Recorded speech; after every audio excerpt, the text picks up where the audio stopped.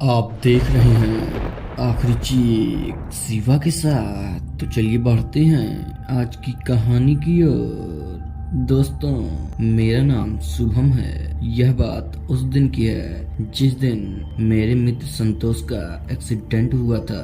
दोस्तों, मैं अपने गांव से अपनी बाइक को लेकर अपने दोस्त संतोष को देखने के लिए घर से निकलता हूँ। दोस्तों, मुझे घर से निकलते निकलते काफी देर हो चुकी थी, लेकिन मैं इस बात की चिंता न करके अपने गांव से निकल पड़ता हूँ। और मेरे साथ मेरा एक और मित्र सुनील भी था। सुनील भी अपनी बाइक से ही था। हम दोनों अपनी बाइक के साथ मंजिल की ओर धीरे धीरे बढ़ने लगते हैं। जब हम दोनों घर से निकले थे तो दिन के करीब 11 बज रहे थे और जल्द ही दोपहर का वक्त होने वाला था। और जून जुलाई की गर्मी के दिनों में दोपहर के समय बाइक को चलाना बहुत ही मुश्किल होता है।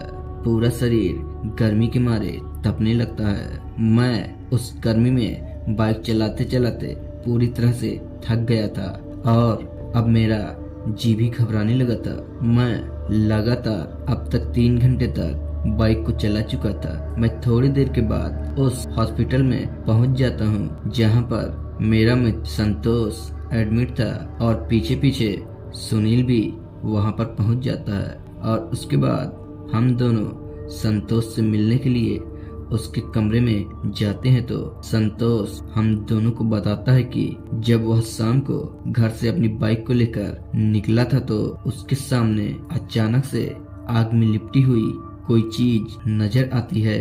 और उसके बाद उसके साथ जो कुछ भी हुआ वह बहुत ही दिल दहला देने वाली घटना थी, जिसे वह हम दोनों को बताने के मूड में नहीं था। मैं अपने दोस्त की उस बातों को सुनकर उस पर हंसता हुआ बोलता हूँ, अरे यार, कल शाम को तुमने ज्यादा शराब पी ली होगी और उसी के चक्कर में तुम यह सब बोल रहे होगे। लेकिन मैं एक तरफ से उसे समझा ही रहा था, लेकिन वह मेरी बातों को मानने के लिए राजी नहीं था।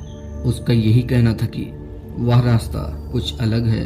मैंने भी अब तक उस रास्ते पर कभी दिन में भी सफर नहीं किया था, क्योंकि उसका और मेरा रास्ता अलग था। मैं हमेशा दूसरे रास्ते से ही यात्रा करता था। उसने हमें बताया कि उस घटना के बाद से उसके शरीर पर कुछ बोझ सा अभी भी लदा हुआ है, जैसे कोई उसकी छाती पर बैठा हो। मुझे उसकी बातें कुछ अजीब सी लग रही थी। मैं और सुनील 2-4 घंटे उसके कमरे में बैठा रहता हूँ। उस कमरे में एसी भी लगी थी, जिससे वहां पर ठंडी ठंडी हवा भी लग रही थी, जिससे उस कमरे से जाने का मन ही नहीं हो रहा था। हम आपस में उसकी करतूतों को पूछ रहे थे, लेकिन वह बार बार यही कह रहा था कि वह रास्ता सही नहीं है।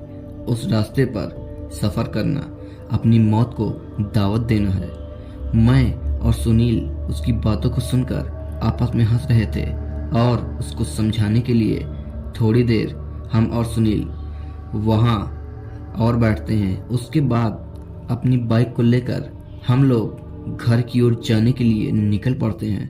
अभी हम निकले ही थे कि अभी सुनील के मन में एक विचार आता है और वह बोलता है, अरे यार भाई, चल एक एक पैग मार लेते हैं, उसके बाद चलते हैं। सुनील के मुंह से यह निकलते ही मैं भी उसकी बातों में हाँ मिलाकर उसके पीछे चल देता हूँ। सुनील थोड़ी ही देर बाद एक ठेके के पास पहुंचकर अपनी बाइक को साइड में लगाता है और हम लोग एक एक पैग पीने लगते हैं। हम लोग अभी शराब पी ही रहे थे कि एक आदमी शराब के नशे में धुत होकर आता है और बोलता है कि भाई, आप लोग कौन से गांव से हो? तो मैंने कहा कि हम लोग कियावा के रहने वाले हैं।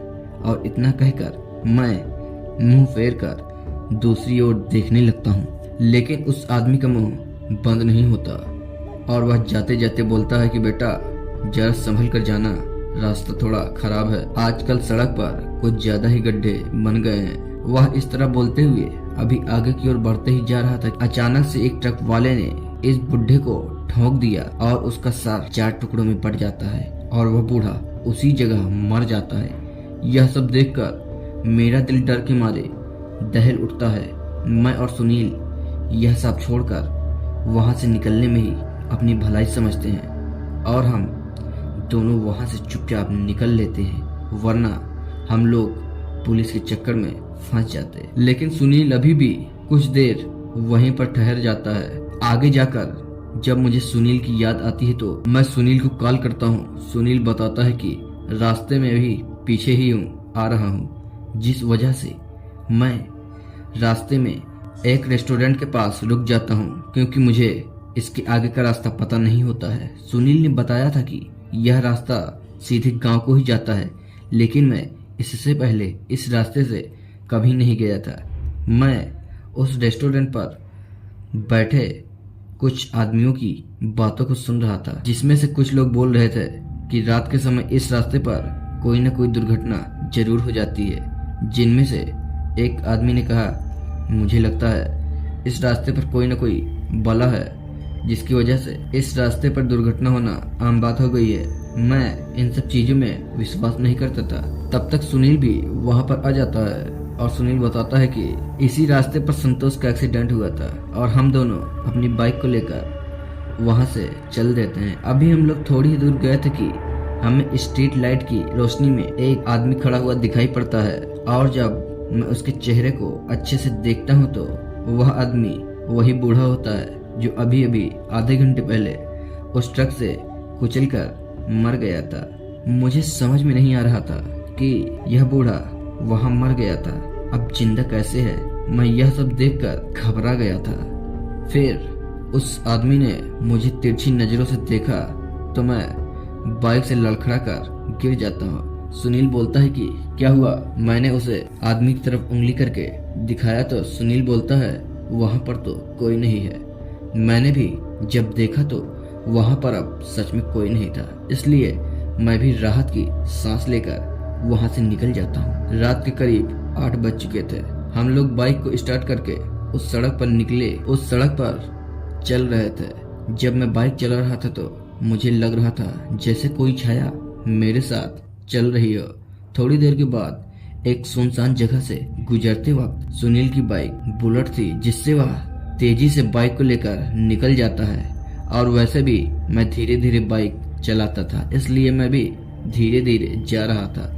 मैं अभी बाइक चला ही रहा था कि धीरे धीरे मेरे सामने कोई आग में लिपटी हुई चीज दिखाई पड़ने लगती है, और साथ में किसी गाड़ी के बैक लाइट की रोशनी भी दिखाई पड़ रही थी। यह कोई और नहीं, मेरा दोस्त सुनील ही था। हम दोनों के अलावा कोई और इस हाईवे पर इस समय गुजरा ही नहीं था कि तभी मेरे पीछे से एक आवाज आती है, अरे बेटा जरा एक पैक तो बना दो। इतना सुनकर मैं सन्न रह जाता हूँ, और जब मैं पीछे मुड़कर देखता हूँ तो वह आदमी जिसकी अभी ट्रक में लड़कर मौत हो गई थी, वह मेरे पीछे बैठा था और साथ ही वह शराब की मांग कर रहा था। उसका चेहरा पूरी तरह से कुचला हुआ था तथा उसका सर 4 भागों में बटा हुआ था। यकीनन मुझे पता चल चुका था कि वह आदमी अब भूत बन चुका है। और जब मैं सामने देखता हूँ तो मेरे सामने मेरा मित्र सुनील सड़क पर लहूलुहान दिखाई पड़ता है। मैं अपनी बाइक को रोकता हूँ, लेकिन मैं अब अपनी बाइक से उतर नहीं पा रहा था, जैसे कोई अनजान शक्ति मुझे अपनी ओर खींच रही हो और अपने आप में मुझे जकड़ लिया हो। तभी उस सुनसान सड़क के बीचों बीच एक ट्रक तेज रफ्तार से आता हुआ दिखाई पड़ता है, और थोड़ी ही देर बाद वह ट्रक मेरे पास आता है और मुझे एक जोरदार का टक्कर मारता है, जिससे मेरे शरीर में काफी ज्यादा चोटें आ जाती हैं और मेरा एक हाथ टूट जाता है। जब मैं पीछे की ओर ध्यान करके देखता हूँ तो मेरा दोस्त सुनील उस ट्रक से पूरी तरह से कुचल चुका होता है और उसके शरीर की हड्डियां टुकड़े टुकड़े में बट चुकी होती हैं। मैं यह सब देख ही रहा था कि तभी जंगल के बीचों बीच से एक जानवर निकल कर आता है और सुनील की हड्डियों को और सुनील की शरीर को चबा चबा कर खाने लगता है।